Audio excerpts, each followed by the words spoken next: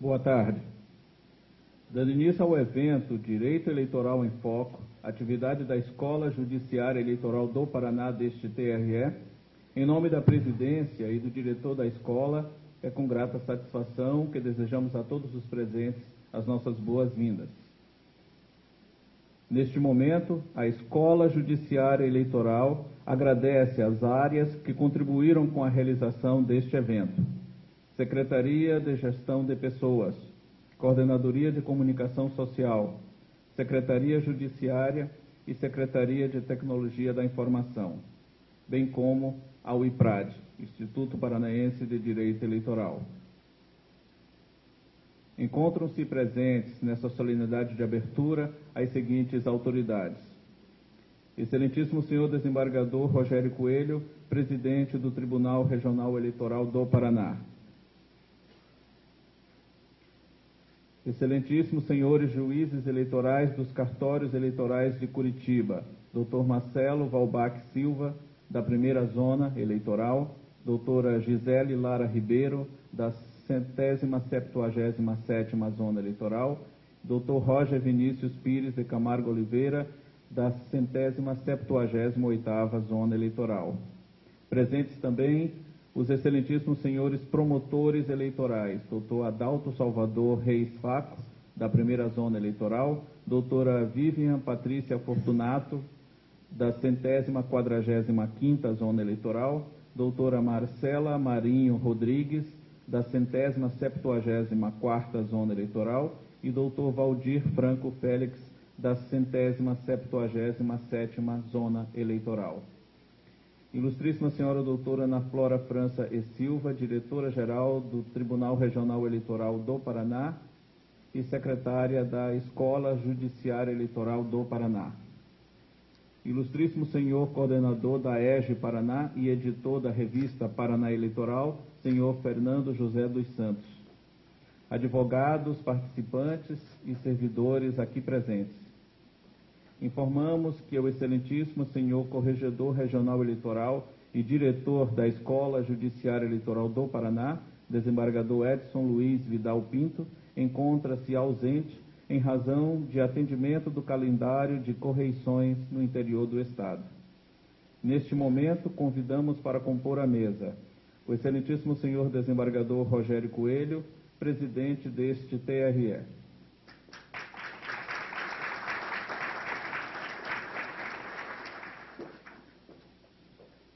A diretora-geral deste TRE e secretária da Escola Judiciária Eleitoral do Paraná, doutora Ana Flora França e Silva.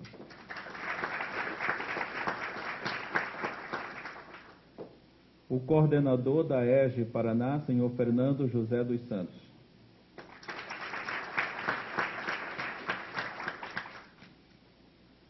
A professora doutora Eneida Desirê Salgado.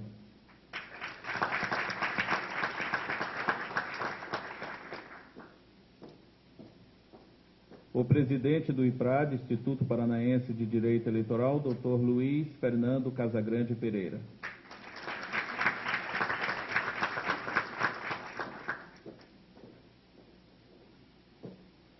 Informamos que a Escola Judiciária Eleitoral inicia, na data de hoje, um conjunto de eventos cuja programação será interrompida no mês de julho, reiniciando no mês de agosto, dia 23, tendo uma palestra já confirmada, Controle Jurisdicional do Processo Político no Brasil, com o professor e magistrado paranaense Oswaldo Canela Júnior. Em 16 de agosto próximo, em parceria com a Agenda Ambiental deste tribunal, teremos a palestra Dimensão Cultural e Desigualdade Social, a ser proferida pelo Dr. André Felipe dos Santos.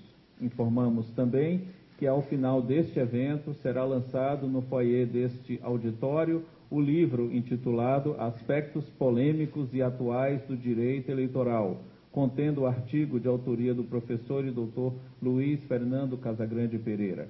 O livro a ser lançado teve como organizadores Gabriela Hollenberg, Karina Cufa e Joelson Dias.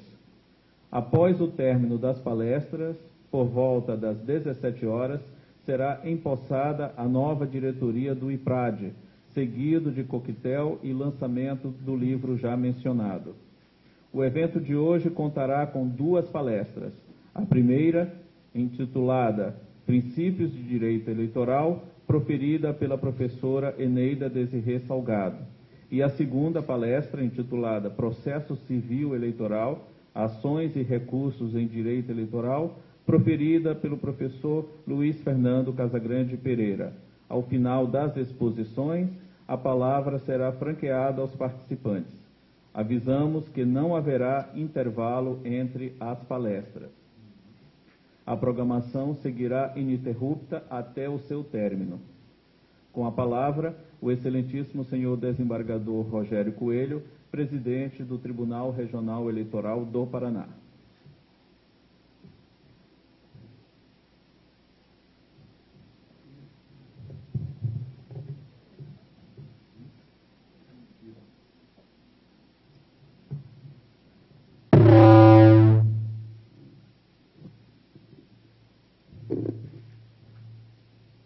Boa tarde a todos.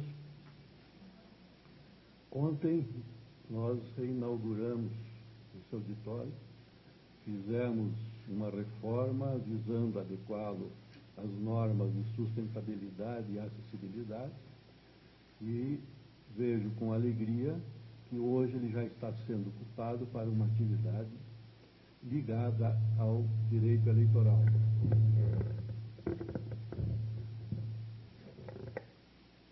Como disse ontem, fizemos uma reforma melhorando a iluminação, melhorando o espaço, deixando-o mais claro, mais agradável e espero que ele seja utilizado pelos nossos servidores. Ainda falta, como todos perceberam, ajustar um pouco o som, mas isso nós conseguiremos em breve. Até a final do ciclo de palestras.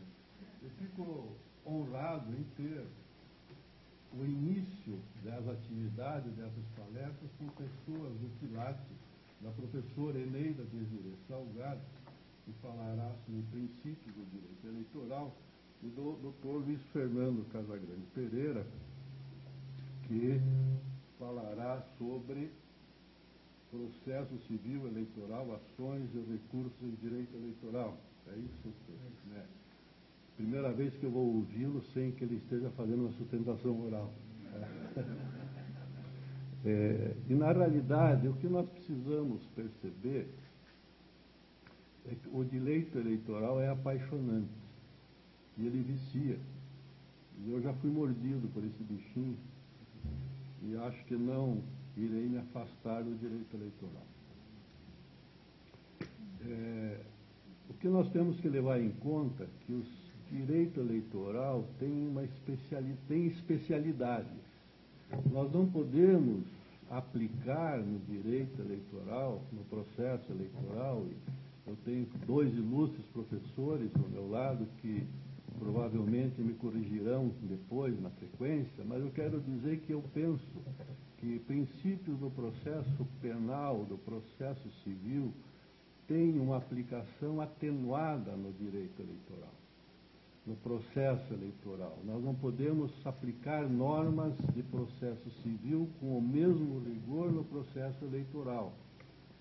Nós temos que saber identificar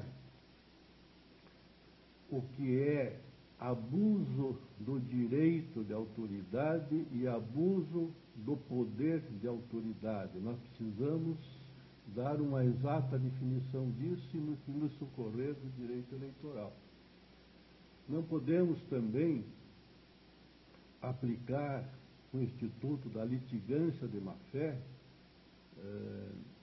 desculpem a expressão, à torta e à direito, porque se o fizermos, teremos cerceado um direito da cidadania, do eleitor, de indicar à justiça eleitoral os maus feitos que, de forma excepcional, ocorrem.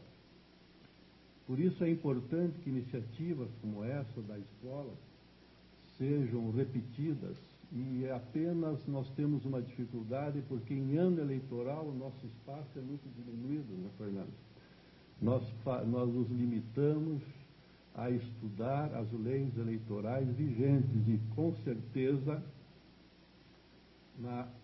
no ano que vem, a lei eleitoral não será, a legislação eleitoral não será a mesma das eleições passadas. Eu, até ontem mesmo, eu disse nos julgamentos, em um deles, que a jurisprudência da Corte será toda nova no ano que vem, para desespero dos ilustres advogados que aqui atuam.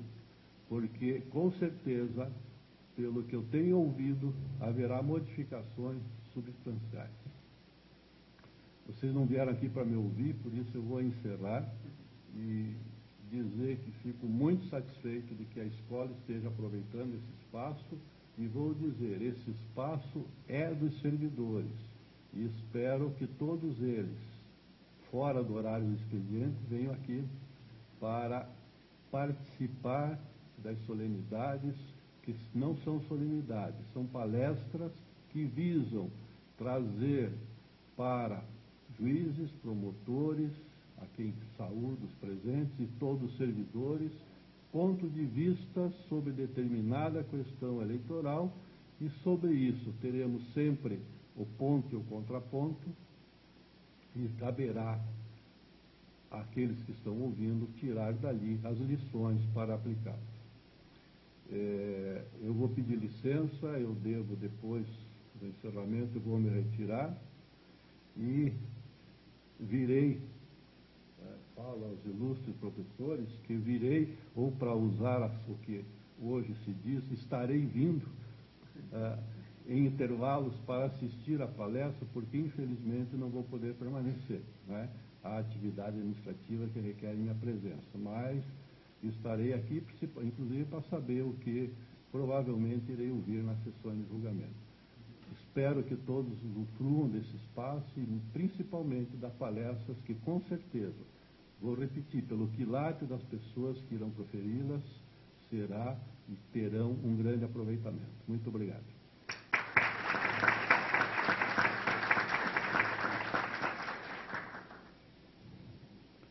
Com a palavra, o ilustríssimo senhor Fernando José dos Santos, coordenador da ERJ Paraná.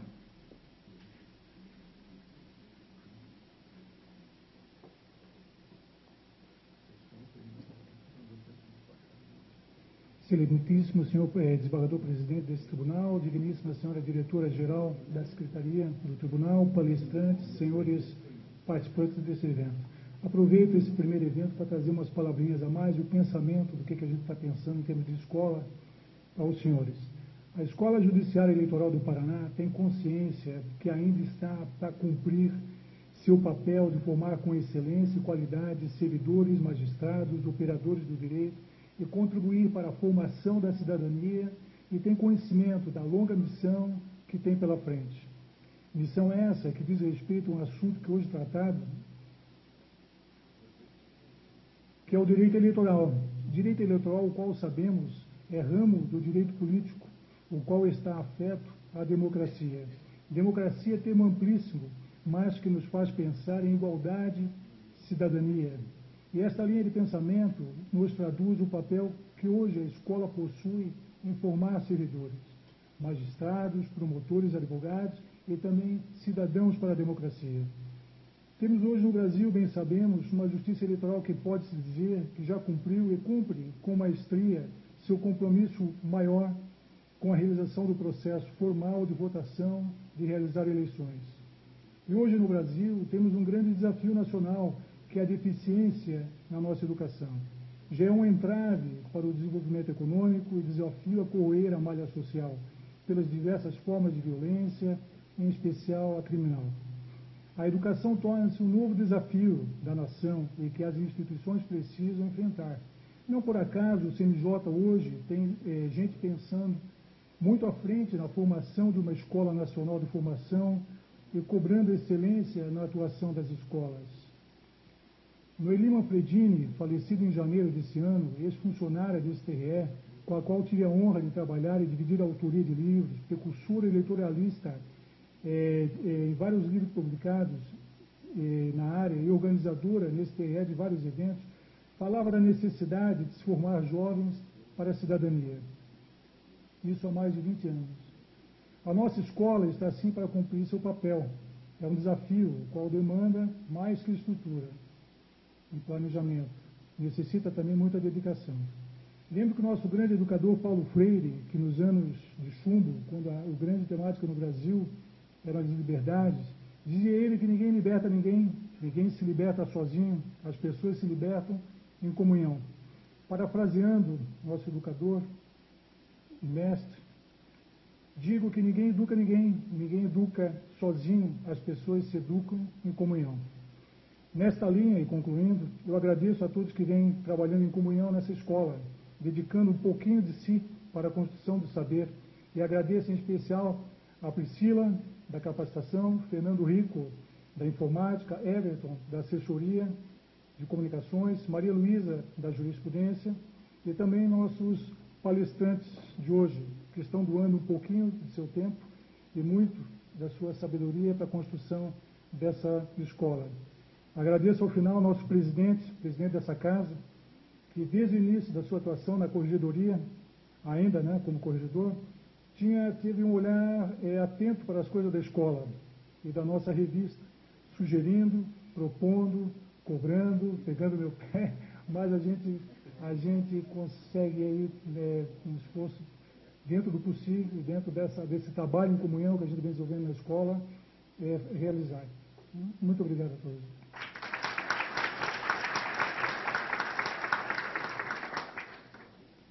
Neste momento, se desfaz a mesa.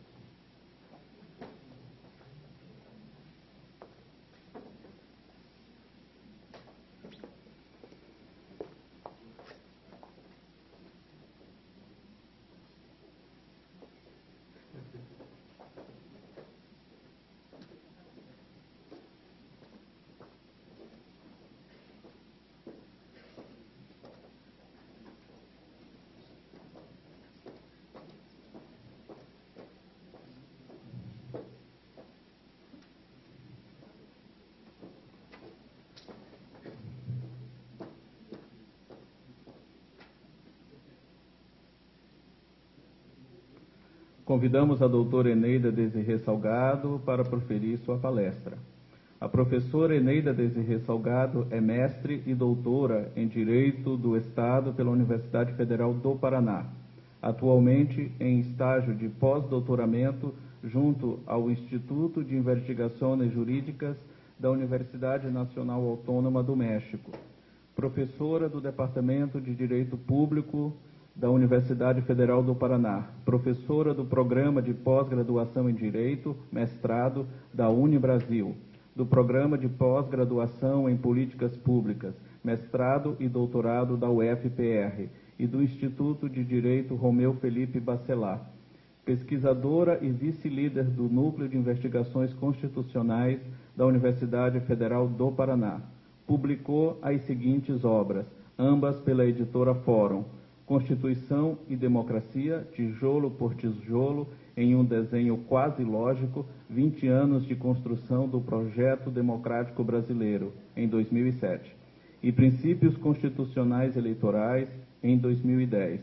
Organizadora e coautora das obras Sistemas Eleitorais, Experiências Ibero-Americanas e Características do Modelo Brasileiro, em 2012.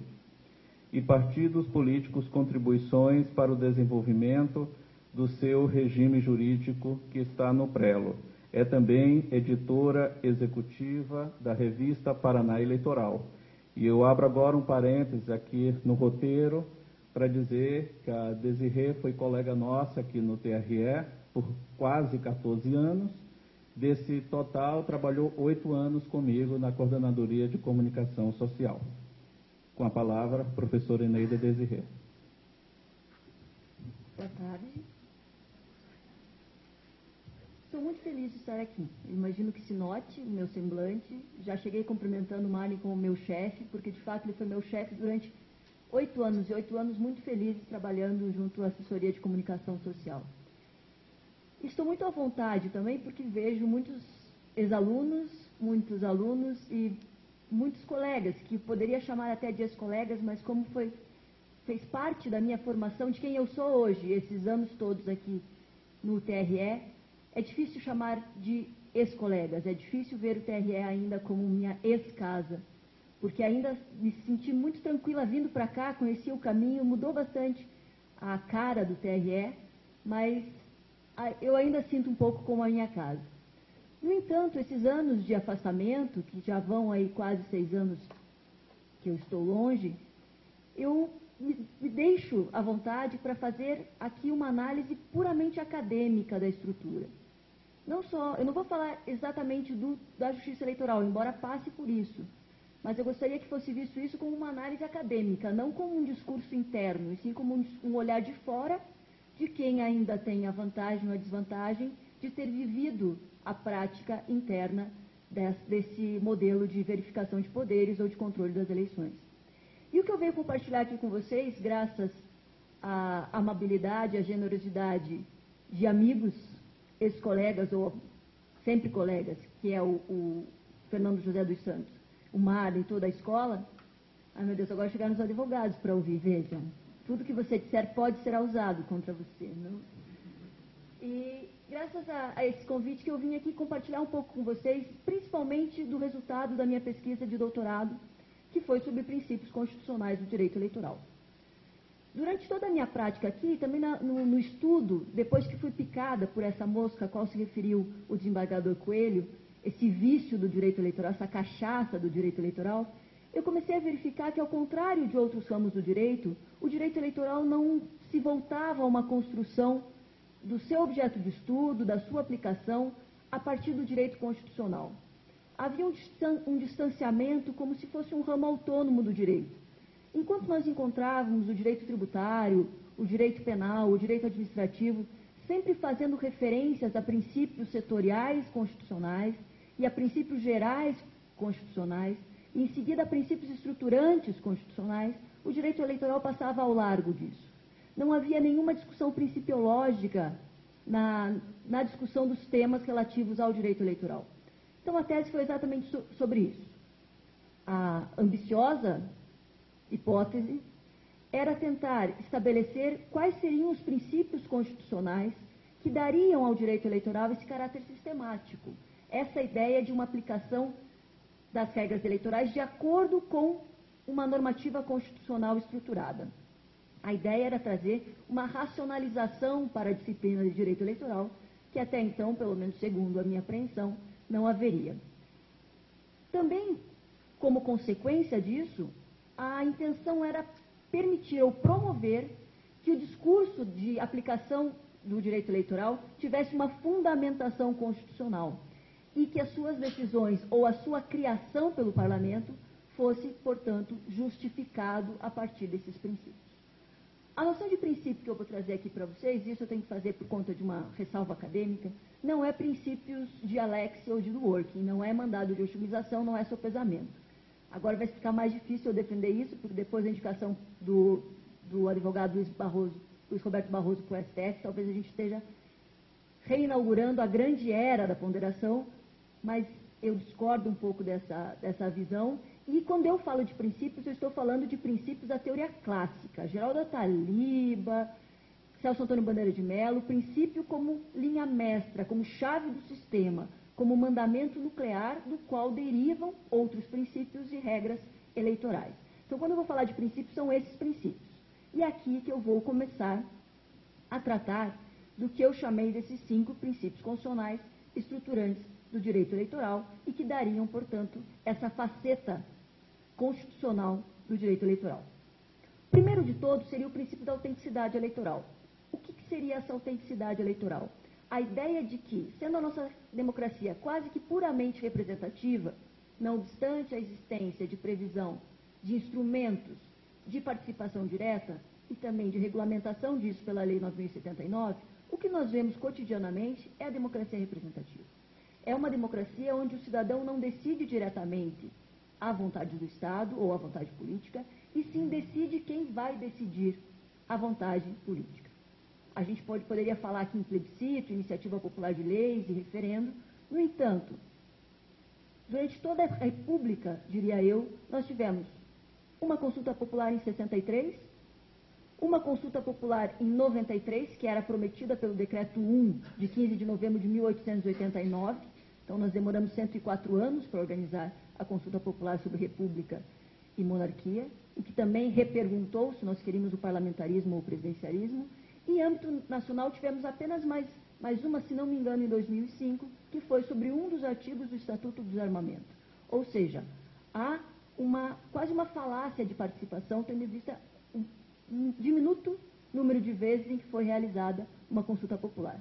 Poderíamos falar de iniciativa popular de lei. Aqui quem me conhece, são quase todos que estão aqui, sabem que eu não fujo de uma boa briga. Não tem iniciativa popular de lei. Nenhuma lei nacional foi feita por iniciativa popular. Não foi feita pela lei de crimes hediondos, não foi feita iniciativa popular no projeto de lei da compra de votos, e não é de iniciativa popular o projeto de lei de ficha limpa. Não é. Jamais será. Como diria o capitão, jamais será. Nunca será. Porque, além de não ter tido a discussão do conteúdo da lei, formalmente ela também não é, porque ela foi assinada por parlamentares para ser levada adiante. O projeto de lei é encabeçado também por parlamentares. Logo, tecnicamente, ela não é de iniciativa popular. Nenhum projeto de lei, portanto, de iniciativa popular. A não ser aqui no Paraná, que nós temos um exemplo, que era aquele que proibia a alienação do controle acionário da Companhia de Energia Elétrica, e que, como vimos, embora o projeto de lei tivesse sido apresentado e era de fato de iniciativa popular, foi recusado pela Assembleia Legislativa. Ou seja, concluo a questão da democracia participativa por aqui. Imagino que não seja necessário discorrer mais sobre isso. O que nós temos, portanto, é uma democracia francamente representativa. Com todo o problema da representação, que na verdade não é representação, nem é mandato, porque não tem instruções, mas, enfim, é uma democracia representativa. Se a democracia é quase puramente representativa, o que dá a qualidade da democracia é a qualidade da escolha dos representantes. E o que marca a qualidade da escolha dos representantes é o direito eleitoral. É ele que vai garantir a autenticidade da escolha do eleitorado e, portanto, a autenticidade da democracia. Eu falo bem rápido, mas eu acho que, eu fico muito animada, eu fico muito feliz, daí eu fico falando assim. Então, tem que ter um sistema adequado de controle dessa escolha. E uma das chaves desse controle é o sistema de controle das eleições, ou o que se chamava mais antigamente o modelo de verificação de poderes. E que aí a gente teria várias opções. Ou uma autoqualificação das eleições pelas casas legislativas, como adotou o México até a década de 90 do século passado, como adota ainda razoavelmente a Argentina e a Noruega, e como nós adotamos até a década de 30 do século passado. Também existe o modelo de uma verificação de poderes por um órgão misto ou político, como acontece na França e, em certa medida, na Alemanha, ou o nosso modelo quase jabuticaba de controle jurisdicional das eleições, no entanto, com uma ênfase muito grande também na administração das eleições. Então, o nosso sistema de verificação de poderes ou de controle das eleições, hoje, é a Justiça Eleitoral, que no Brasil, inexplicavelmente para qualquer pessoa que more fora do país, reúne competências administrativas, jurisdicionais, consultivas e uma autorreconhecida competência normativa, o que leva a uma confusão de papéis da Justiça Eleitoral brasileira. Nós temos aqui hoje um modelo em que se elaboram as regras do jogo. E falo isso desde o ponto de vista acadêmico com a maior liberdade possível. A ideia de quitação eleitoral, de verticalização das eleições, a invenção da fidelidade partidária, toda se deu no âmbito da Justiça Eleitoral, que não só cria a norma jurídica, como cria as exceções à norma jurídica, como é o caso da fidelidade partidária. A justa causa também sai de uma criação jurisprudencial. Aplica essas normas jurídicas como administrador das eleições e depois julga os casos que reclamam da aplicação das normas jurídicas. É de Montesquieu se revirar no túmulo. É o mesmo, o rule making, o rule application e rule adjudication no mesmo órgão. E o pior, dá para reclamar dessa decisão desse órgão superior para o STF, que compartilha 3 ministros do TSE e que nunca se julgam impedidos para decidir o que foi decidido no TSE. Ou seja, eles têm 2 votos, na verdade, porque eles votam no TSE e depois voltam a votar no STF. Quando eu faço essa crítica, todo mundo me olha, tá bom, capaz, é sempre assim. A gente tem uma coisa que se orgulhar no Brasil e que não é a seleção brasileira, é a justiça eleitoral, e já vem gente colocar defeito. Veja, eu não discuto que a gente tem, como o Fernando até, o senhor Fernando, desculpa, o Fernando falou aqui, que nós temos talvez o melhor modelo de administração eleitoral. Incomparavelmente, o nosso sistema de fazer com que as pessoas votem e aceitem o resultado das urnas é algo impressionante. A administração eleitoral funciona de fato de maneira invejável. Já tenho muitas outras ressalvas à questão da jurisdição eleitoral, até por conta dessa confusão de papéis. Então, o que eu tenho feito agora, o meu pós-doutorado, cujo relatório foi terminado terça-feira e foi mandado já para o orientador, estou naquela tensão de esperar a resposta do orientador, nada como a ironia do destino, porque eu faço isso com os meus orientandos e agora estou eu, né? Ele vai comparar com o modelo mexicano, que tem várias questões muito mais graves do que a nossa, mas que reparte a administração eleitoral da jurisdição eleitoral, com alguns ganhos interessantes. Não estou aqui de legiferenda, não estou aqui propondo a diferença de modelo, porque me auto-restringindo, eu acho que isso é papel do legislador. Mas a ideia foi mostrar as vantagens e as desvantagens da reunião dessas duas competências e da separação dessas duas competências. A autenticidade seria garantida, portanto, por esse sistema de controle das eleições, mais ou menos eficiente de acordo com o modelo aplicado. E a grande questão é que a gente vai trabalhar, dentro da autenticidade eleitoral, com a autenticidade do voto, como primeiro subitem deste princípio, o primeiro subprincípio do princípio da autenticidade. Um voto autêntico seria um voto livre e igual, portanto, livre de coerção, livre de violência, livre de influência, de coronelismo, seja o clássico, seja o coronelismo midiático, livre de qualquer tipo de influência indevida na sua formação, com livre acesso à informação, com direito de informação e também liberdade de expressão, e por aí vai. Essa autenticidade, no entanto, isso eu preciso explicar de maneira mais enfática ultimamente, em face de algumas manifestações nas redes sociais, não significa dizer que para o eleitor ser respeitado em sua escolha, ele deve construir o seu voto a partir simplesmente do interesse público. Eu não estou aqui fazendo um discurso à lá liberalismo clássico do século XIX, que diz que o eleitor que merece ser chamado de eleitor é aquele eleitor que não depende do Estado, aquele eleitor que é livre para decidir, que não tem nada a perder nem nada a ganhar na eleição. Estou longe de fazer um discurso elitista da autenticidade eleitoral. Acho que o eleitor pode votar em quem ele quiser, como ele quiser, e ainda que ele se equivoque, a vontade do eleitor tem que ser respeitada. Pode votar por troça, pode votar por assinte, esse voto também é um voto autêntico, desde que ele seja conscientemente um voto por troça ou por assinte. A vontade do eleitor, desde que não seja viciada, deve ser respeitada. Significa dizer que eu posso votar no brigadeiro porque é bonito e porque é solteiro, desde que eu saiba que eu estou votando porque ele é bonito e que ele é solteiro. Não que eu gostaria que as pessoas votassem dessa maneira. Eu até preferia que fosse uma nação de esclarecidos e, enfim, quem sabe, até que os sábios governassem, uma inveja da Espanha, onde os professores de direito constitucional e administrativo são parlamentares. Enfim, isso não depende da minha vontade. O eleitor vai continuar formando seu voto, desde que sem pressões indevidas, da maneira como lhe aprouver. Ainda temos como subprincípio do princípio da autenticidade eleitoral o princípio da veracidade do escrutínio, ou seja, voto dado tem que ser voto computado. Isso cá entre nós a gente resolveu. A urna eletrônica, não obstante as críticas em relação principalmente à falta de substrato material de voto, já falaremos um pouquinho mais disso, a urna eletrônica resolveu esse problema. Ninguém mais duvida do resultado eleitoral. Tá, duvida. O Amílcar Brunazzo, filho, e às vezes o Requião duvidam. Mas fora esses dois, a maioria não duvida do resultado do voto. Ou seja, votou, conta. A gente tem alguns discursos ainda dissonantes, mas me parece que se não tivesse uma confiabilidade absurda, o sistema sem substrato material não se sustentaria. O voto, isso é outra coisa difícil de explicar. Como é que vocês recontam o voto no Brasil? Não tem voto. Não, como não tem voto? Não, tem voto. Não tem o papel do voto. Não existe mais cédula. Como assim? Não, não existe cédula. Existe um registro eletrônico. Tá, e vocês confiam nisso? Mistério da fé, a gente confia, funciona.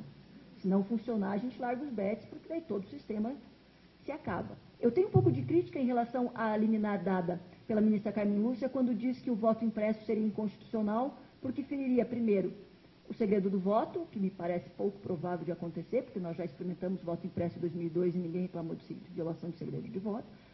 Além do que, ao digitar o título no microterminal e ao votar ali, talvez, se fosse um caso de violação de segredo de voto, isso já pudesse acontecer, já que dizem que não, é outro mistério da fé, que embaralha aqui, embaralha ali, nós acreditamos, que tem aqui a digitação aqui e lá, também não seria o caso.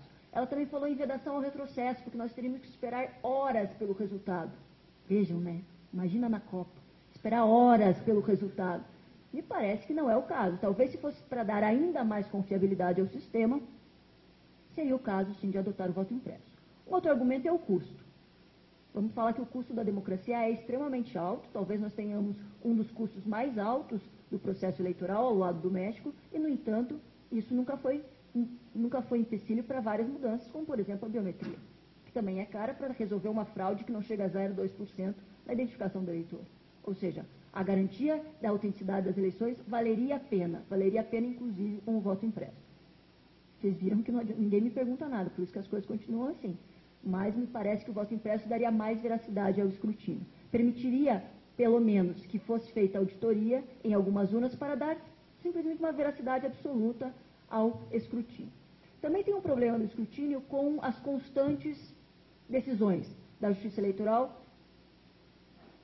Como que eu posso dizer isso de maneira adequada? Não é desautorizando a vontade, mas desconstituindo a vontade popular no que a gente chamaria, no jargão eleitoralista, de terceiro turno. Isso, se for feito de maneira muito frequente, acaba mostrando ao eleitor que não adianta ele votar, porque vai depender da decisão da Justiça Eleitoral de quem vai assumir e não ele. Claro que eu não estou dizendo que não pode caçar por compra de votos. Não estou dizendo que não pode caçar por abuso de poder econômico. A grande questão é fazer isso equilibradamente e não de maneira cotidiana e também nem seletiva. Finalmente, a fidedignidade da representação política, que seria a terceira faceta da autenticidade eleitoral e que diz respeito ao exercício do mandato. Se aqueles que assumem o mandato são também autênticos, e para isso a gente tem aí uma vedação constitucional e infraconstitucional, que são as inelegibilidades combinadas, que evitariam que alguns desses assumissem o mandato, concorressem e então assumissem o mandato. Há uma discussão se a mudança de partido seria ofensiva à fidedignidade da representação política. A mim, como cidadã, parece que não. A mim, como cientista do direito, também parece que não. E já falaremos sobre isso um pouco mais. O segundo princípio, depois da autenticidade eleitoral, seria o princípio constitucional da liberdade para o exercício do mandato eletivo, que é o mais difícil de se sustentar, na minha visão. Durante a pesquisa foi o mais difícil para eu concordar com ele, porque eu comecei pesquisando sobre a possibilidade de recall, ou seja, de revogação popular de mandato dos representantes políticos, e acabei chegando exatamente ao oposto disso durante a realização da pesquisa, que é o princípio da liberdade para o exercício do mandato, o que para mim foi um pouco difícil de aceitar essa imposição constitucional, então me parece que ele também seja um pouco difícil de aceitar.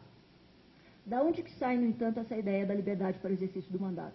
Sai de uma construção constitucional que vê a nossa democracia não simplesmente como a soma de votos, e sim como uma democracia deliberativa, cujas soluções ou cujas decisões saem de um debate público e pretensamente robusto das várias ideias em oposição.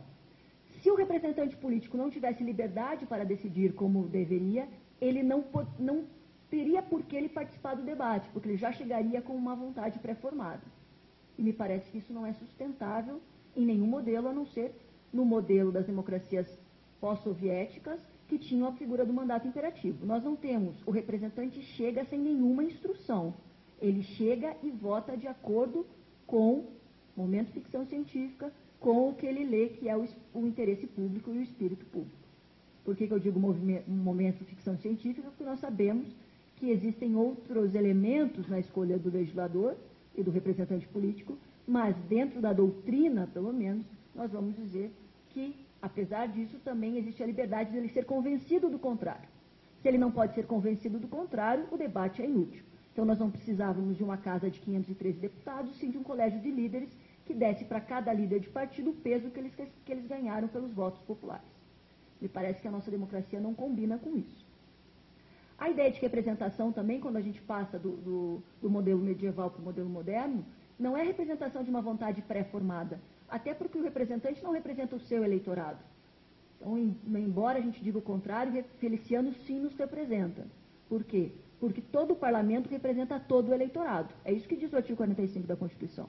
Se todo o parlamento representa todo o eleitorado, não há uma relação de representação onde que o conteúdo da representação seja pré-determinado pelo eleitorado, pelos representados. Há, portanto, uma liberdade para ele fazer a leitura, que não é ampla, porque a Constituição estabelece o que ele pode fazer, que é a ideia de interesse público que está concentrado no artigo 3º, que são os objetivos da República Federativa do Brasil. Então, o fechamento da liberdade, que como nenhuma liberdade é absolutamente ampla, seria pela própria estrutura constitucional. Sendo assim, seria vedado no sistema brasileiro o mandato imperativo, a existência de instruções do eleitorado.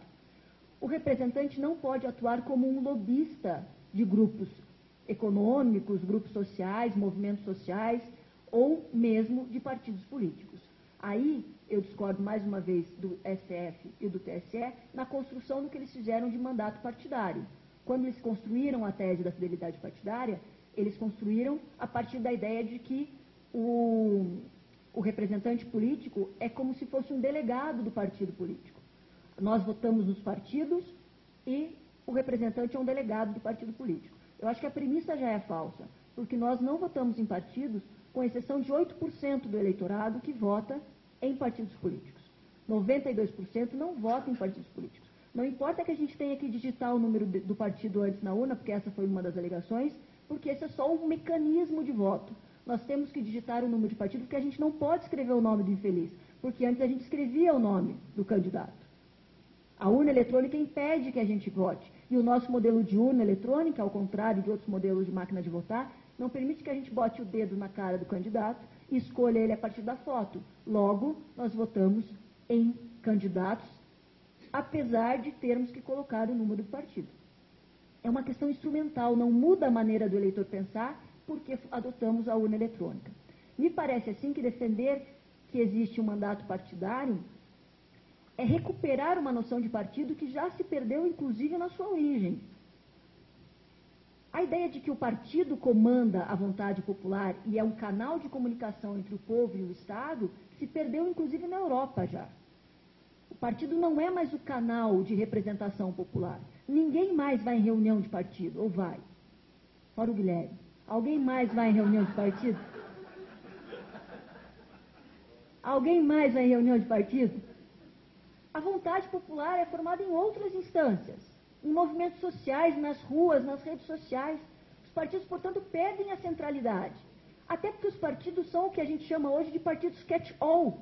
O partido chuta para todo lado. Um partido trabalhista faz aliança com o partido do mercado, que faz aliança... a gente tem umas alianças bem interessantes, que são partidos socialistas com partidos liberais, que defendem um socialismo de livre mercado, e assim a gente vai. Ou seja, pense nas coligações, como é que a gente sustenta uma identificação partidária a partir das coligações que nós temos. Sem falar que, se analisarmos o Estatuto dos Partidos Políticos, é mais do mesmo. Pouca gente, a não ser as extremas, a extrema esquerda e a extrema direita, o resto dos partidos são muito parecidos em suas plataformas. Então, como é que o mandato pertence ao partido? Outra coisa, se o mandato pertencesse ao partido, como é que o representante pode renunciar sem intervenção do partido? Ele vai lá e renuncia. O partido não tem que dar anuência à renúncia dele. Se não é dele, como é que ele pode renunciar? E tem ainda o Estatuto dos Parlamentares, que está no artigo 53 a 56 da Constituição, e que mostra como o representante é sim o titular da representação, e não o partido político. Não obstante tudo isso, o que nós temos hoje? Quem sai do partido perde o mandato. Por quê? Porque estaria, segundo o STF, implícito na Constituição.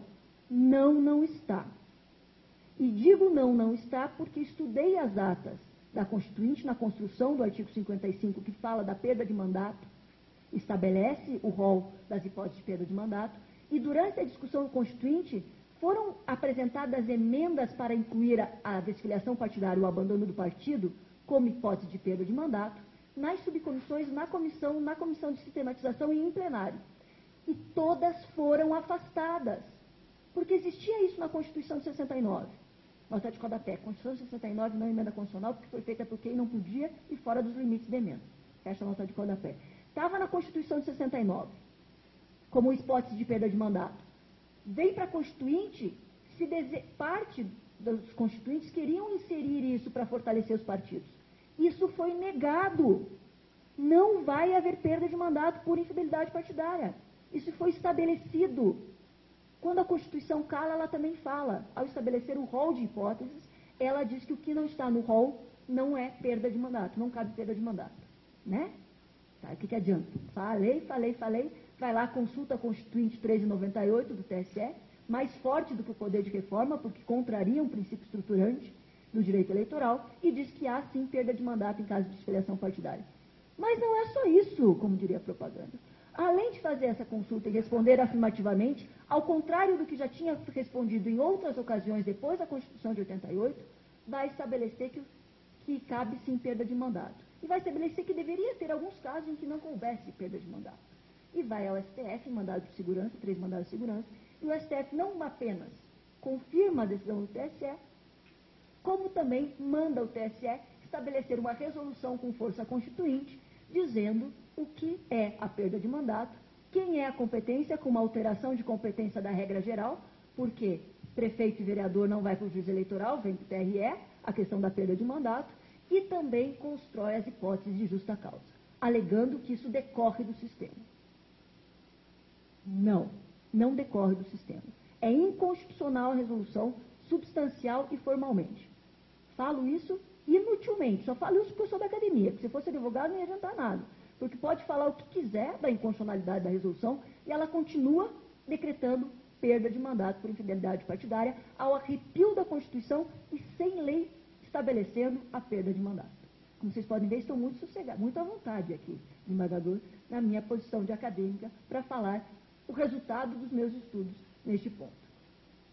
Esse segundo princípio seria assim: o mandatário estaria livre, até porque, vamos falar, tem gente aí, vou dar uma hipótese, um prefeito de uma capital, que mudou 3 vezes de partido e que não perdeu capital político por conta disso.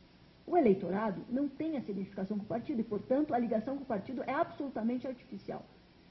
A filiação partidária é, sim, condição de elegibilidade, assim como é o domicílio eleitoral. Não vi ninguém perder o mandato por mudar de domicílio eleitoral, ou seja, por deixar de cumprir uma condição de elegibilidade no exercício do mandato. Agora, já vi muita gente, é verdade, que menos deputados federais e menos senadores do que vereadores, é fato, mas já vi muita gente perder por perda da filiação partidária durante o mandato. Falta um pouco de consistência, portanto, no sistema a partir dessa construção. Deixa eu calmar. O terceiro princípio é o princípio mais simpático de todos, que é o princípio da necessária participação das minorias no debate público e nas instituições políticas, em que eu faço uma defesa, pensem como é difícil essa minha vida, eu já faço uma defesa do legislativo, o que é praticamente uma cruzada. E agora eu faço uma defesa do nosso sistema eleitoral. O nosso sistema eleitoral que permite o pluralismo político, que permite o pluripartidarismo, que todo mundo acha que é um absurdo, termos mais de 30 partidos no país, não sei se já passamos dos 30, não sei a quantas anda a rede, mas a gente estava ali já passando dos 30, e eu faço essa defesa porque o pluralismo político é um princípio constitucional, a governabilidade não. Todo mundo fala, é fácil falar isso para quem não está na arena política. Tá, mas cada um no seu quadrado. Eu faço a defesa a partir da Constituição e me parece que a governabilidade não pode se sobrepor ao pluralismo político. Daí vocês vão me dizer, como é que pode, Desirê, 30 partidos se você acha isso adequado? Não vou fazer como já fez um ex-presidente do TSE, que diz que o número mágico de partidos seriam 6.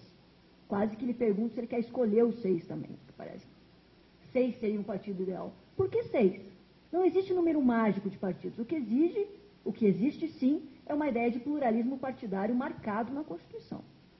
Se os 30 não são representativos, o povo dê conta de fazer com que eles mesmos desapareçam ou mudem de nome, como acontece, né, ou se fundam, ou enfim. Isso o próprio eleitorado, a própria cidadania tem que fazer, não pode ter artifícios de redução de competitividade. Daí vão me dizer, estou eu fazendo a pesquisa no México, conto isso. Mas que absurdo, aqui só tem 3. Todas as minhas ressalvas ao sistema partidário peculiar do México, né? Com 90 anos, com o mesmo partido dominando, sai por 6 anos, volta agora. Eles estão podendo dar, eu sempre falo, eles estão podendo dar lição de partido político para a gente, né? Mas, além disso, eles permitem partidos estaduais e municipais. Por isso que eles só têm 3 nacionais. A Alemanha, por exemplo, tem 3 ou 4 partidos importantes em âmbito nacional. Mas em eleições dos anos 2000, chegaram a concorrer 625 partidos e movimentos, que eles chamam de agremiações políticas, nas eleições regionais. Ou seja, isso sim que é multipartidarismo. Ninguém vai dizer que não funciona, que a Alemanha não funciona, que a Alemanha está um caos por causa disso. É uma questão muito mais de postura dos partidos políticos com falta de identificação ideológica e de uma certa enfática e cada vez maior subserviência ao poder executivo do que, efetivamente, o número de partidos. Assim, eu faço toda uma defesa do nosso sistema constitucional eleitoral, que é um sistema proporcional e de lista aberta. Porque de lista aberta a gente já vai voltar no último princípio que estou construindo, está em construção e, portanto, aceita bastante, todos os outros também, mas esse aceita contribuições mais amplas até a respeito disso. O que eu tenho minhas dúvidas? Se o quociente eleitoral seria, de fato, algo adequado. Se a exigência de quociente eleitoral para a distribuição das sobras é algo que se combina com a ideia de pluralismo. Ou seja, eu vou exatamente na contramão do discurso. Não é diminuir o número de partidos com representação e, ao contrário, aumentar o número de partidos com representação, permitindo que aqueles partidos que não alcancem quociente eleitoral participem da distribuição das sobras. E também eu tenho uma outra questão em relação ao nosso sistema eleitoral, que é a transferência de votos dentro da coligação. Então, nós tivemos em 2004, em Curitiba, uma coligação bem interessante, onde um dos partidos tinha mais votos de legendas do que o outro, e esse outro tinha mais puxadores de voto do que o outro partido. Então, nós tivemos essa coligação que ganhou 9 vagas. Para essas 9 vagas, um dos partidos teria contribuído com mais de 60% dos votos, e outro com nem 40%. No entanto, este segundo tinha mais puxadores de voto e elegeu 6 dos 9 parlamentares da coligação. Então, talvez uma regra interna de distribuição de acordo com o peso do voto dos partidos fosse mais interessante para garantir que não houvesse essa transferência indevida de votos. Também, nesse princípio, eu defendo a inconstitucionalidade absoluta do sistema distrital, porque ele extingue a participação das minorias, com problemas absurdos de desenho dos distritos eleitorais, que a gente chama de gerrymandering, ou seja, por causa do distrito Salamandra. Ou seja, a gente teria um problema muito sério com o desenho. Vocês podem dizer, mas o desenho vai ser pelo número de eleitores, tá? Então vocês vão dividir o Boqueirão em 2. Ou vai ser pela cidade, tá? Então Curitiba e Itaperuçu vai ter o mesmo número de representantes. Não tem uma fórmula correta para a divisão desses distritos. Todos os países que fazem divisão distrital têm este problema com a divisão. Nós tivemos recentemente, em 2012, se não me engano, a eleição do Obama foi em 2012, não é? Então, em 2012, o Texas fez uma divisão de distritos, pasmem, o Texas, quem diria, tendente a invisibilizar a participação do eleitorado hispânico e negro, vejam, quem diria, né? E daí a Suprema Corte declarou inconstitucional a divisão dos distritos. Vejam, um país que adota o sistema distrital há muito tempo ainda tem problema com a divisão tendenciosa dos distritos eleitorais. Quem faz essa divisão? Autoridade administrativa eleitoral. Aqui seria novamente a Justiça Eleitoral, que daria mais uma competência para a Justiça Eleitoral. Além de tudo, quem perde, perde tudo. Aqui não. Se a gente tem tendencialmente 3% de comunistas na sociedade, nós teremos, pelo nosso sistema eleitoral, tendencialmente 3% de comunistas entre os parlamentares. O que é, isso partindo da premissa que existiria, de fato, comunistas no Partido Comunista, né? Mas, enfim, a gente teria aí um reflexo da sociedade que permitiria a participação mais efetiva nessa democracia representativa. E também, a partir desse princípio, eu defendo a inconstitucionalidade da cláusula de desempenho ou cláusula de barreira. Essa, pela primeira vez, estou ali com o STF, é difícil, mas estamos juntos nessa, que a cláusula de barreira é inconstitucional, porque ela vai promover, a partir principalmente dos reflexos dela, que é o artigo 13 da Lei 9.096, ela vai permitir um extermínio dos partidos pequenos, ao impedir o acesso às garantias constitucionais do fundo partidário e da cláusula de barreira. Qualquer tipo de redução da competitividade a partir dessa distribuição seria, a meu ver, inconstitucional. a proposta de financiamento público exclusivo, que também leva em consideração a representatividade dos partidos, vai acabar ocasionando, se aprovada for, Deus nos livre, mas se aprovada for, também vai acabar ocasionando uma extinção dos partidos políticos ou a sua ida à ilegalidade, porque eles vão ter que recolher recursos de outra maneira, se aplicada for da maneira como proposta. Como eu falei para vocês, é o mais simpático de todos, porque não é possível que alguém defenda que as minorias não devam ter voz. Então, devem ter voz sim, mas voz institucionalizada no parlamento. Pensem a importância de um partido minoritário ter representação no parlamento. Isso permite, por exemplo, que provoque a ação direta de inconstitucionalidade, o controle abstrato de constitucionalidade. Isso é absolutamente importante, haja vista as últimas discussões do STF em matéria eleitoral. O quarto princípio seria o da máxima igualdade na disputa. Esse é o mais difícil, mas não é um desafio para a gente, é um desafio mundial. Só é possível nós sustentarmos que existe uma democracia autêntica, uma democracia verdadeira, e o respeito ao princípio republicano, ao princípio da igualdade, se houver igualdade de armas na disputa eleitoral, igualdade de chances entre os competidores. Claro que não é uma igualdade planificada, ninguém está defendendo aqui o modelo cubano de eleição, onde só tem um partido, portanto todos são iguais, e onde a propaganda é uma folha sulfite com a cara do cidadão, dizendo o que ele fez de bom, o que ele fez de mal na vida. Não é isso. Também não dá para a gente tirar o carisma das pessoas. Embora as últimas eleições tenham nos mostrado que sim, é possível ganhar uma eleição sem carisma, no entanto, vamos dizer que existe aí existe uma vantagem natural derivada do carisma. Ninguém vai querer fazer com que o cara... Não é lei Falcão, gente. Eu não quero que desapareça a pessoa da propaganda eleitoral para ter só uma voz dizendo fulano de tal é filiado à Arena. Não dá. Não é isso. O que não pode haver é uma disputa desleal durante as eleições, em que desapareçam ou se calem determinadas vozes em face do poder de outras vozes. O grande problema hoje que a gente tem na igualdade da disputa eleitoral é a reeleição. A reeleição para cargos do Poder Executivo é um tiro no pé, é um câncer que detona todo o sistema. A justiça eleitoral, em seu ápice, é tão ativista que podia ser ativista um pouco aqui também, né, gente? Que vamos dizer que a mudança no parágrafo 5º e a manutenção do artigo 6º, do parágrafo 6º do artigo 14, me ajude, Castelo, como ele está hoje, é incoerente. O que diz? Dizia originalmente, o chefe do Poder Executivo não pode concorrer ao mesmo mandato, certo? Dizia o seguinte, parágrafo 6º, para concorrer a outros cargos, deve se afastar 6 meses antes da eleição, para evitar que use a máquina a seu favor. Estamos juntos? Mudar no 5º. O chefe do Poder Executivo pode concorrer a mais um mandato. Mantiveram o parágrafo 6º. Para concorrer a outros cargos, ele deve se afastar. Significa que o prefeito, não sei quem que é o prefeito da Peruçu, agora também me perdendo, o prefeito de Rio Branco, vai ter que se afastar da prefeitura de Rio Branco para competir, por exemplo, com a Dilma para a presidência da República, para ele não usar a máquina da prefeitura de Rio Branco em seu favor. Mas a presidente da República pode ficar no mandato durante a sua campanha. Gente, isso é de uma irracionalidade chapada, como diria o ministro Joaquim Barbosa. É chapadamente incoerente isso. Daí nós tivemos uma decisão liminar com relação a essa emenda de uma corte muito diferente da corte do STF que nós temos hoje, dizendo que não poderia restringir o que a Constituição não restringe. Vejam, então ele não poderia ter que sair do mandato. Vamos dizer que de lá para cá, eles restringiram muito mais do que a Constituição restringe, portanto, talvez fosse a hora de colocar novamente em apreciação, porque isso ainda está em decisão liminar. Ou a emenda 16 é inconstitucional, e me parece que ela é inconstitucional, e seria proibida, portanto, a reeleição, e daí seria uma hipótese de momento político para se voltar a discutir isso no STF, ou pelo menos que se diga que quem vai concorrer tem que se afastar 6 meses antes da eleição. Porque senão é incoerente.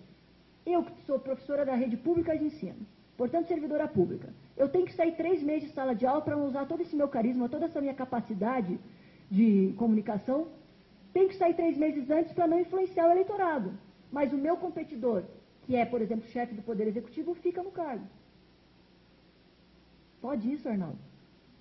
Agora o Arnaldo Versiani não é mais ministro da SA, não posso nem perguntar, mas pode isso, Arnaldo? Me parece bastante incoerente essa situação. Também vai derivar desse princípio a regulação da propaganda eleitoral, que é da onde sai licitamente, vamos falar da licitude, é onde vai o dinheiro. Nós já avançamos muito na legislação eleitoral. Nós temos outros modelos, eu vou falar muito do México, porque é o que eu fiquei estudando durante o ano inteiro. No México se permite a propaganda utilitária. Então você dá uma mochila para o cara com o símbolo do partido. Isso é lícito lá. Só que daí eles vão lá e distribuem 1 milhão de mochilas. Mas é lícito. Tipo assim, não, né? Mas enfim, daí lá vale. Aqui a gente já não permite a propaganda utilitária. Você não pode mais dar brindes desde uma das últimas reformas, salvo engano, a 11.300, já não pode mais isso. A gente vai proibir também outros tipos de propaganda, que eram extremamente custosas, como showmícios. E foi uma reforma bem antipática para a população, que às vezes era o único acesso que ela tinha a bens culturais, às vezes de duvidosa qualidade, mas enfim, ao gosto da população, e que tinha ali. Eu não era contra o showmício, só acho o seguinte, se o Sidney Magal disse que custou R$2.000 para ele fazer o show para a campanha de fulano, se eu quiser contratar ele para a festa da minha avó por R$2.000, ele tem que fazer também. Se fosse real a prestação de contas com relação a esses custos, a mim não teria problema. Uma coisa que eu acho que errou a reforma eleitoral foi proibir por outdoor a propaganda. Porque embora o outdoor seja relativamente caro, a distribuição era equânime. Não importa o poder econômico se tinha o mesmo número de outdoors. Agora com os muros, muro que não pode cobrar, né?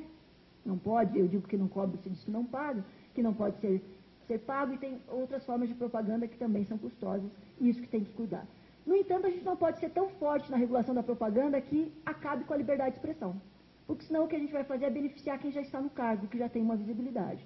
Também concordo com o Guilherme, isso não acontece sempre, então vou falar agora, que não pode deixar a esfera estadual municipal fazer essa regulamentação.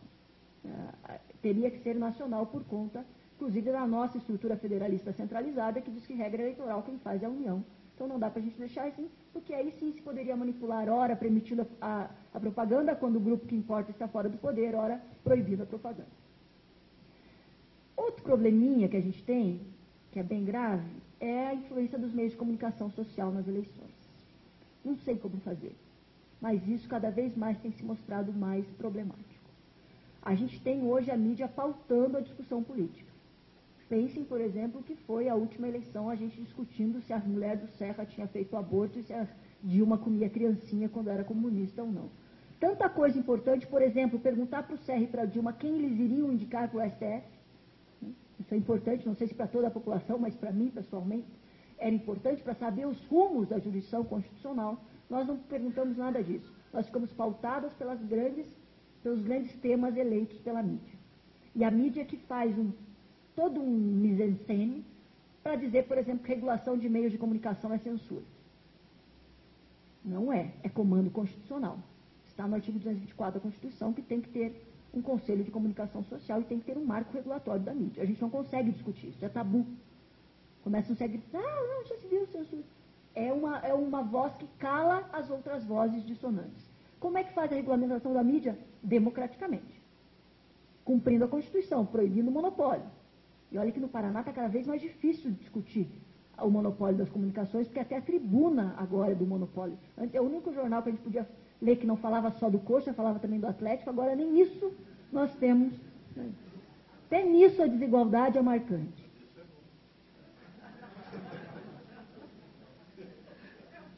Só vou mostrar a capa do livro para vocês, vermelho e preto. A gente tem a seleção de notícias, a gente tem a seleção de cobertura. Nessa pseudo-revolução que está acontecendo agora em São Paulo, a gente está vendo a parcialidade da cobertura da mídia. Ora demonizando os policiais militares, ora demonizando os manifestantes. Aliás, manifestantes quando são na Turquia, que são vândalos. Né? O uso da palavra, dos termos ocupação e invasão, por exemplo, é marcante pela mídia. Isso também vai denotar o jeito que ela passa a notícia. Isso teria que ser discutido. Não só impedir que os meios, que as concessões de rádio e televisão doem para os partidos e para as campanhas, mas também fazer esse apoio de uma maneira mais enfática. O Instituto Federal Eleitoral no México tem um monitoramento dos meios de comunicação. Eles dizem quantos minutos cada vez um falou sobre cada um candidato. Imagina o custo, é um custo absurdo. Mas eles fazem esse monitoramento de críticas, de elogios a cada um dos candidatos desde a pré-campanha. Então, desde o início do ano eles fazem isso. Claro, com apoio de universidades que fazem esse monitoreio nos diversos estados, mas eles sabem exatamente em quem vota cada meio de comunicação. E aí eles têm elementos para fazer, por exemplo, uma apreciação do uso indevido dos meios de comunicação social, que para nós é praticamente intuitiva, se há ou não o uso indevido dos meios de comunicação social. Ali não há um monitoramento oficial dessa influência. Então, talvez esse fosse uma possibilidade para a gente fazer aqui na administração das eleições. O terceiro ponto derivado da máxima igualdade é o abuso de poder político. Vocês podem não acreditar, mas acontece. Há um abuso de poder político constante nas eleições. Ora, para eleger alguém do seu grupo político, então, um chefe de poder executivo estadual atuando sobre as eleições municipais. Por exemplo, isso é uma hipótese também que sai da minha cabeça, porque eu não faço mais nada, fico pensando nisso, eu crio essas hipóteses. Por exemplo, sai uma propaganda eleitoral do candidato à prefeitura falando da necessidade de mais postos de saúde, e daí sai uma propaganda institucional do governo do estado falando como a saúde está boa na cidade. Hipótese que sai da minha cabeça. Nunca jamais alguém pensaria em uma estratégia assim. Né? Ou seja, uma influência de das esferas de governo em outra. Isso é bem frequente, bastante frequente, com reunião de comissionados, com utilização de servidores públicos para a campanha eleitoral e por aí vai. Mas tem uma parte que é mais complicada, o conteúdo da publicidade institucional. Eu entrei ontem nos sites para ver. Confesso a vocês que está muito melhor do que 2 anos atrás, mas a gente ainda tem promoção de autoridade nos sites oficiais, de secretarias, de ministérios, de casas parlamentares. Você não precisa saber quem é o presidente da casa parlamentar, é só você entrar na página. Vai ter 12 fotos e 4 notícias com o nome dele. Estou mentindo? 2 anos, não, menos. 1 ano e meio atrás eu fiz essa pesquisa e só tinha um lugar que eu não consegui descobrir imediatamente quem era o chefe do órgão, que era a Corregedoria Geral da União. Pelo menos, né? Já pensou? Era a CGU. O resto tudo você sabia na cara, você não precisava procurar, estava ali. Zequinha vai ao mercado, Zequinha vai ao passeio público, tudo ali, todas as fotos do titular da pasta. Agora diminuiu um pouco, mas ontem eu fiz já uma coleção de evidências de alguns ministérios de quem é o titular da pasta. Normalmente esses são os candidatos da próxima eleição. Há, portanto, um uso da comunicação oficial como meio de propaganda eleitoral antecipada. Isso é outra coisa que precisa de uma regulamentação. O Paulo Bonavides, o Fábio Conde Comparato já pediu, já teria até entrado com uma DIN por omissão por conta disso, mas parece que a gente também não está preparado para determinar qual é o limite da publicidade institucional. Tem um decreto do governo federal que se aplicaria apenas ao Poder Executivo, mas também, pelo que eu vi ontem, sem muita eficiência, sem muito efeito na vida prática. Publicidade institucional, portanto, deveria ser melhor regulada, ou proibida de vez, pelo menos no modelo marketista de ser, e sim só puramente informativo, ou ser mais cuidado para evitar a promoção pessoal.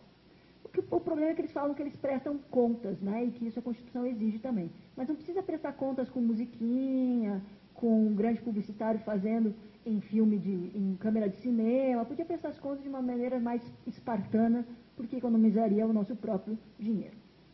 E, finalmente, dentro desse princípio, que não é o último, ainda faltam 2, o financiamento de campanhas. Problema do financiamento de campanhas, até porque a gente só discute financiamento de campanhas, a gente não discute financiamento da política. Então a gente tem uma série de restrições ao financiamento aos candidatos, mas para os partidos não tem as mesmas restrições. O que torna uma incoerência, já que o partido pode doar o que ele quiser para o candidato. Então é um sistema meio estúpido, por assim dizer, porque a gente foca na campanha e libera os partidos. Depois que saiu a Lei de Acesso à Informação, que para mim deixa claro que os partidos estão submetidos a ela, já que eles recebem subvenções públicas para exercício de função pública, eu escrevi para os 30 partidos então existentes pedindo que eles me mostrassem o que eles fizeram com o fundo partidário de 2011, de 2012.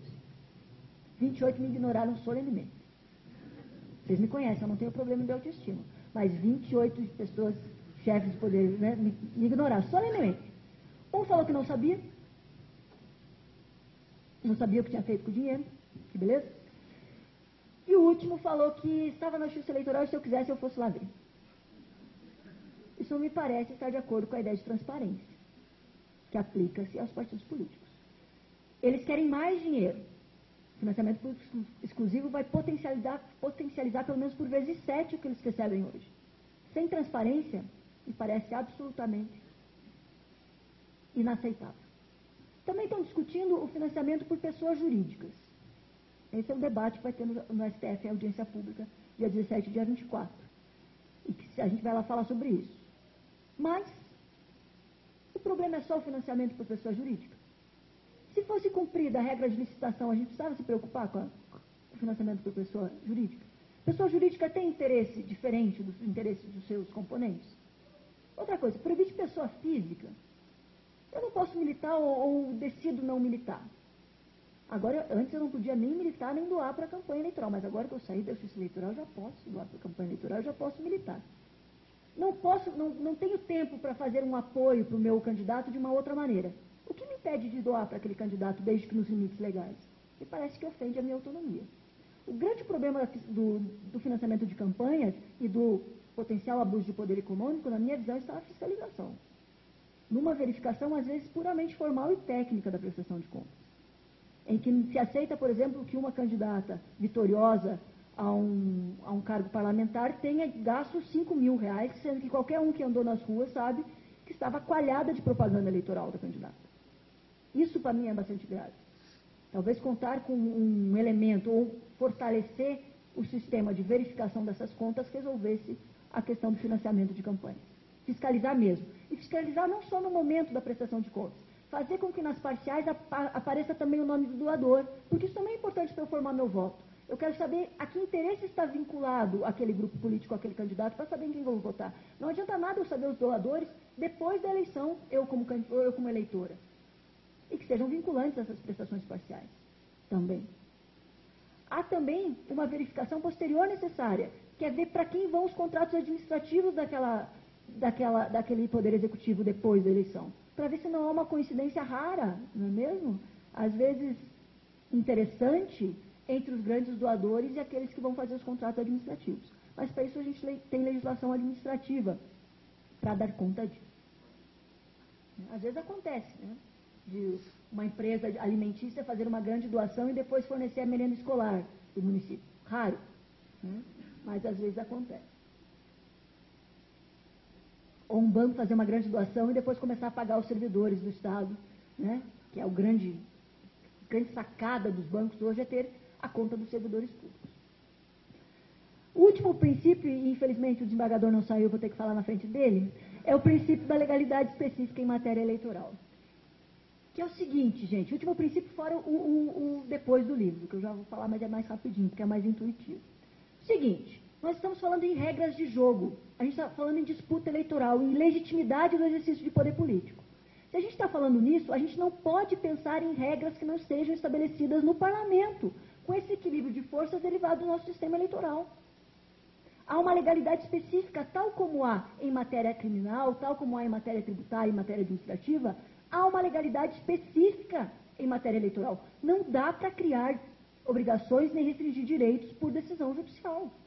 Embora sempre muito bem intencionado, não vou duvidar disso. Até pelo discurso que se faz de justificação, pela moralidade do sistema, pelo aprimoramento do sistema, não dá. Sempre só no parlamento. Também temos que cuidar um pouco com o que se faz do processo eleitoral previsto no artigo 16 da Constituição. O princípio da anterioridade tem que ser fortemente estabelecido. Não dá para o TSE decidir, por exemplo, que a lei de inelegibilidade se aplica no mesmo ano. Era de junho, se aplicou na eleição de 2010, no mesmo ano. Ela foi promulgada um mês antes das convenções. Isso é inadmissível que haja alguma dúvida a respeito da sua aplicação.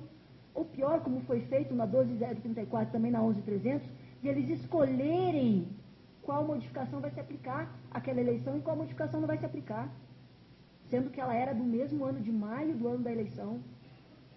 Não 2034, a 11.300, que era de maio de 2006, se não me engano, e se aplicou nas eleições de 2006 parcialmente, porque fizeram um self-service das mudanças. O processo eleitoral é tudo. É tudo. É inelegibilidade, é propaganda, é modo de apuração, é saber se os votos dados para o candidato considerado inelegível vão para o partido ou viram nulos. Isso tem que ser antes, um ano antes. Só pena da gente não ter nada dessa anterioridade. Ela não tem nenhuma efetividade. Segundo, o senhor continua aí, né, desembargador? Segundo, reserva de lei do parlamento. Todas as resoluções do Tribunal Superior Eleitoral que tem inovação na ordem jurídica são inconstitucionais. Não tem competência regulamentar dada ao TSE em nenhum lugar da Constituição. Esses dias eu vi um ex-ministro do TSE dizendo que isso que é regra consuetudinária do direito brasileiro, a única que existe. Francamente, regra de competência consuetudinária e exclusiva é muita forçação de barra. Não existe competência regulamentar. Toda a competência regulamentar é expressa na Constituição. O que existe desde o Código Eleitoral e que foi, portanto, recepcionado pela Constituição é a possibilidade de expedir instruções. Instruções não é regulamento. Instruções é o que diz Oswaldo Aranha Bandeira de Mello, nos Princípios Gerais de Direito Administrativo, que diz: instrução é aquilo emitido pela autoridade administrativa, e aqui a gente coloca, portanto, a Justiça Eleitoral como administradora das eleições, dirigida internamente só para os seus agentes. É o seguinte, juiz, o formulário é esse. Isso que eles podem fazer. Só dirigida internamente à sua estrutura administrativa. Isso são instruções. A Constituição não chamaria uma coisa dizendo que é outra. E as instruções previstas, portanto, na legislação eleitoral são dirigidas ao Ministério Público Eleitoral, juízes eleitorais e servidores da Justiça Eleitoral. Fora disso, não há espaço para as resoluções. Para que fazer audiência pública de resolução? Não vai inovar em nada a ordem jurídica. Certo? Estou eu sendo muito inocente. Pelo menos não, no mundo do dever ser, eles não têm legitimidade democrática para inovar na ordem jurídica, ainda mais no âmbito eleitoral, onde nós estamos falando da autenticidade do regime representativo. Deveria haver, portanto, uma autorrestrição absoluta do TSE no âmbito do conteúdo do conceito de instrução. Todas elas são inconstitucionais. Algumas mais inconstitucionais que a outras, vamos dizer assim, se a gente for falar, inclusive, das inovações constitucionais dessas resoluções. Não haveria espaço para inovação na ordem jurídica porque não há autorização constitucional para isso. Mesmo no caso do CNJ, eu já duvido que eles possam inovar na ordem jurídica, embora tenha uma decisão do STF dizendo isso. Só que o CNJ tem essa competência na Constituição. Por uma emenda questionável, mas enfim, está escrito lá. O TSE nem isso tem. Não tem competência normativa. Portanto, deveria apenas se restringir às suas resoluções. Sendo assim, eu defendo a inconstitucionalidade global das resoluções que vão para além da ideia de instrução. Se elas se dirigem também a restringir direitos ou impor deveres, para além da sua estrutura funcional, da sua estrutura administrativa, estamos aí diante de uma invasão de competência e, portanto, de uma inconstitucionalidade. O último princípio que eu intuí há um tempo atrás, eu só tenho mais 3 minutos e vou terminar a tempo, é a ideia da democracia interna dos partidos políticos. Por que essa minha preocupação? Porque parece que os partidos políticos não vão desaparecer. Eles continuam tendo o monopólio de apresentação das candidaturas, não obstante todas as críticas feitas aos partidos políticos, ao seu funcionamento e à sua importância. Se eles têm o monopólio da apresentação das candidaturas e o meu direito político essencial da elegibilidade é vinculado a esse filtro, porque não adianta só eu ser filiado, eu tenho que ser escolhido em convenção. Ou seja, o meu direito fundamental está vinculado a 2 filtros partidários, eles receberem a minha filiação e eles me escolherem em convenção, é necessário que isso seja absolutamente transparente e democrático.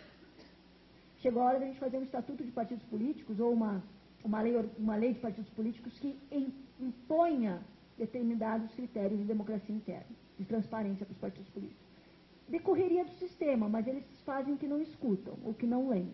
Eu acho que é óbvio que precisa ter democracia interna nos partidos políticos. No entanto, o que a gente vê aí de dirigente partidário, quando o cidadão faz uma coisa, ele vai para a TV e diz, nós vamos expulsá-lo amanhã. Devido processo legal, direitos fundamentais dos filiados, nada, porque já está decidido o que vai acontecer.